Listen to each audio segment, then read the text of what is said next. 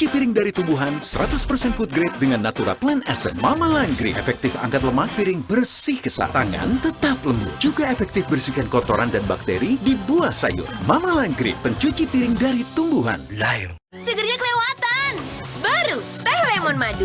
Lemon tea yang gak asam, manisnya smooth. Dari Wings Food. Ini lemon tea favoritku. Beda dari yang lain. Iya lagi. Rasa lemon tea segar ini. Buruan cobain teh lemon madu. Segernya kelewatan dari Wings Food.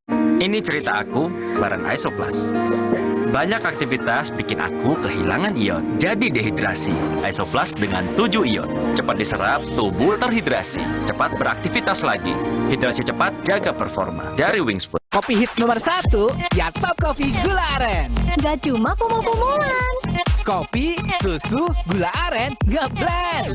Make it so legit. Aromanya aja nikmat, kopinya nendang. Gula arennya legit, perfectly blended. Ini Top Coffee Gula Aren.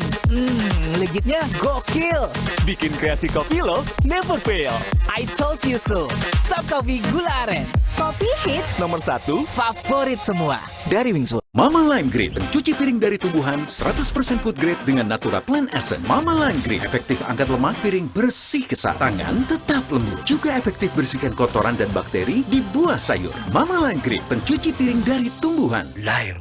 Baju kusam, noda nggak hilang. tenang aja. Ini solusinya. Mist Remover. Penghilang noda bandel, bekerja 10 kali lebih cepat, lebih efektif. Oleskan langsung pada noda. Bersih seketika. Gunakan bersama deterjen. Putih dan warna kembali cemerlang. Wingscare. Ini cerita aku bareng Isoplas. Banyak aktivitas bikin aku kehilangan ion, jadi dehidrasi. Isoplas dengan 7 ion. Cepat diserap, tubuh terhidrasi. Cepat beraktivitas lagi. Hidrasi cepat, jaga performa. Dari Wings Food. Mama Lime Green pencuci piring dari tumbuhan 100% food grade dengan Natura Plant Essence. Mama Lime Green efektif angkat lemak piring, bersih kesat tangan, tetap lembut. Juga efektif bersihkan kotoran dan bakteri di buah sayur. Mama Lime Green pencuci piring dari tumbuhan. Lion.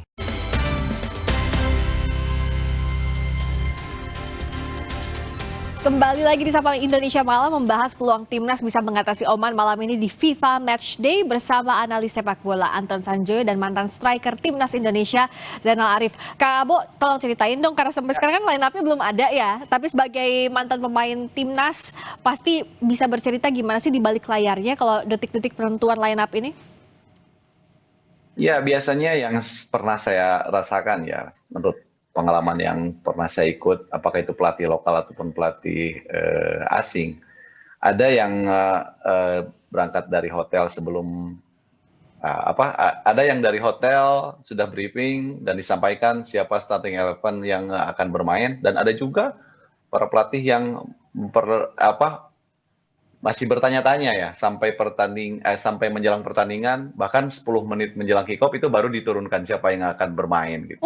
Itu tergantung bawaan, tergantung habitnya si pelatih tersebut ya. Supaya apa? Supaya para pemain ini selalu siap. Kapanpun, apakah mereka diturunkan ataupun tidak, mereka harus selalu siap. Itu loh. Poinnya itu mungkin ya. Jadi sampai last minute pun ditunggu ya. Semuanya harus siap, mau nantinya siapa yang jadi starting 11 ataupun enggak. Ya. Di awal sudah siap dulu ya. Jadi kadang-kadang gini, kalau biasanya diturunkan atau misalkan disebutkan sehari sebelum kick off, nah, nanti para pemain yang selama ini tidak masuk starting 11 dan tidak masuk di bench juga, nah itu nanti akan leha-leha juga. Mereka kadang-kadang berpikir bahwa oh ya sudah hari ini saya nggak masuk, jadi saya bisa tenang. Tetapi kalau semuanya belum disampaikan, belum di-announce gitu ya, kepada para pemain, ini para pemain pun akan tetap merasakan bahwa oke, saya tetap harus siap sampai menjelang kick off. Setelah itu mungkin baru mereka akan tahu siapa yang akan diturunkan. Nah, apalagi kan kita tidak pernah tahu ya bagaimana kondisi lawan, jadi semuanya harus dalam keadaan siap. Tapi bicara soal Oman ini, Bung Joy, sebenarnya selain peringkat, apa kelebihan dari Oman sebagai tim maupun personel masing-masing yang harus diwaspadai dari masing-masing pemainnya? Ya, tipikal pemain-pemain dari Jazirah Arab dan sekitarnya itu punya punya kondisi fisik yang prima ya.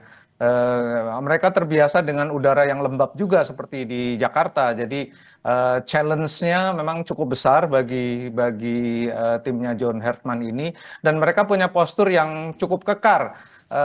tinggi-tinggi juga khas orang-orang dari negara Jazirah ya, Jazirah Arab maksud saya. Dan mereka kecepatannya juga sangat bagus, walaupun menurut saya ball skill-nya tidak sebaik Arab Saudi misalnya, atau tidak sebaik Iran atau Irak.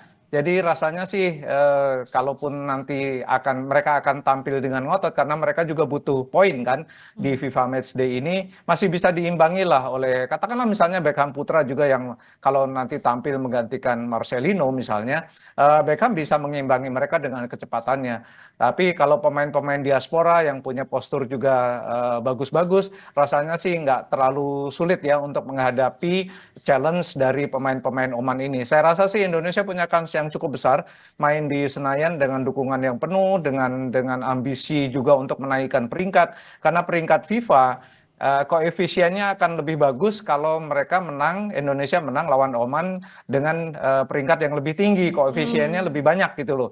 Jadi ini harusnya jadi penyemangat ya bagi pemain Indonesia untuk bisa menang dan mencapai poin yang lebih baik daripada Oman yang bisa raih gitu.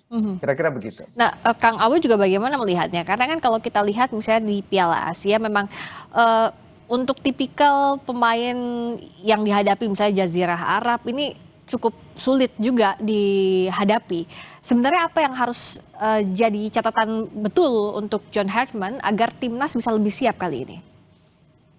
Ya, kalau kita berbicara masalah peringkat, ini jangan selalu dikaitkan bahwa peringkat mereka lebih di atas kita. Ini biasanya selalu mengganggu secara psikologis. Tapi saya yakin dengan profesional para pemain ketika bertanding malam ini, kita sebetulnya kalau secara kualitas per individu pemain, saya pikir ini hampir sama lah ya, hampir merata lah. Dan pertandingan malam ini akan menarik, akan kita lihat, karena walaupun bersifat friendly match, tetapi ini berpengaruh terhadap poin yang akan kita raih nanti. Seandainya kita bisa mengamankan 3 poin, artinya pertandingan ke depannya ketika melawan Mozambik di friendly match selanjutnya akan membuat para pemain lebih percaya diri. Dan juga poinnya juga, ranking kita juga akan berubah mungkin ya. Ya, ini harusnya jadi... Sebaliknya lawan Oman, tim Oman juga mereka tidak mau kehilangan poin. Kalau misalkan kehilangan poin di Jakarta, atau misalkan mereka mengalami kekalahan, ini juga sedikit mengganggu ranking mereka juga. Saya kira itu. Ya. Jadi secara psikologis ini akan seru nih ya pertandingan.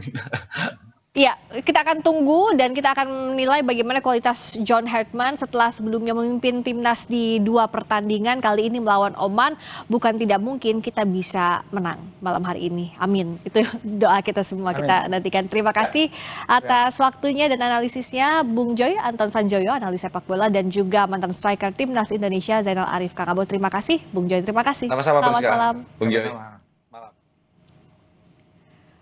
Berikutnya saudara, kami akan kembali dengan sorotan lainnya tetap di Sapa Indonesia Malam. Sejak tahun 2024, Kepolisian Negara Republik Indonesia memberikan kesempatan kepada penyandang disabilitas untuk bergabung menjadi anggota Polri lewat jalur rekrutmen proaktif. Bagaimana cerita para anggota Polri yang menyandang disabilitas? Kami hadirkan usai jeda di Sapa Indonesia Malam.